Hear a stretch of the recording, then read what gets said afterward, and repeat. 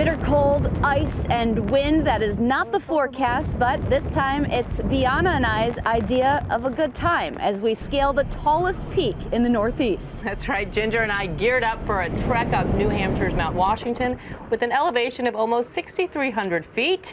Sometimes, you know, a girl's just got to live on the edge. After our 13,000-foot plunge to Earth, and hurtling 150 miles per hour around a NASCAR track. Great job. When my husband invited Ginger and me along to climb Mount Washington in the dead of winter, we figured, what's a little hike up 6,288 feet of the world's worst weather? A combination of winds, fog, low visibility, snow. It can dish out an amazingly intense storm, and it can change dramatically. Some 140 people have died on that mountain from falls, from exposure, hypothermia. Okay, so I'm excited. I'm just glad we have a crack team of guides to get us mountain ready. This is almost guaranteed not to happen, but sliding on your back down the hill head first. You want to get this axe above you like this. As if when I'm going to be sliding, I'm going to remember my tutorial. I'm going to be screaming at Peter, "You brought me here!"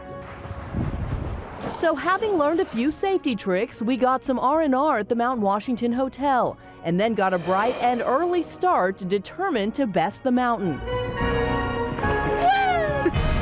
Let's not forget, the summit is a place of power and treachery.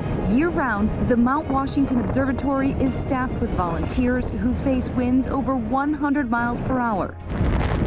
Temperatures well below zero, which isn't to say they don't love what they do, turning Armageddon-like cold into some fun experiments, like freezing bubbles and making snow out of hot water. Thankfully, luck and the warm sun was shining upon us as we set out along the path. Woo! And all of its beautiful scenery. After you. Thank you. This is the easy part's over. From here on out, it was time to break out the crampons. And the ice axes as we got into some serious climbing.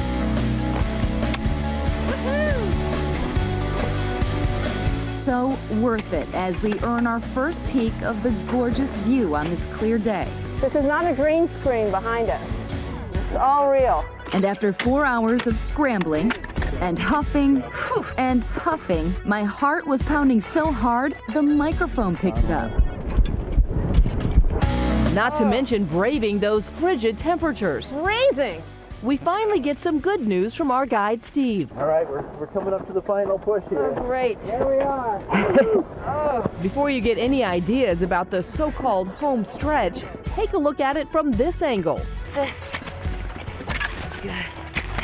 One last look at the ground we've covered, hiking over 5 miles and ascending more than 4,000 feet. It was time to finish this thing. 6,288 feet. Done. Woo! And while Bianna headed in to warm up and thaw out, I just couldn't wait to see the observatory myself. I'm in weather nerd heaven. It looks like it too with the clouds. See that? What I love about the observatory. psychrometer. Exactly, the sling psychrometer. So we still make our measurements today the exact same way the observatory has for the past 80 years. But as you can see, we're at about 9 degrees out here right now. How was the hike? Was it worth it? Completely worth it, and this makes it all better.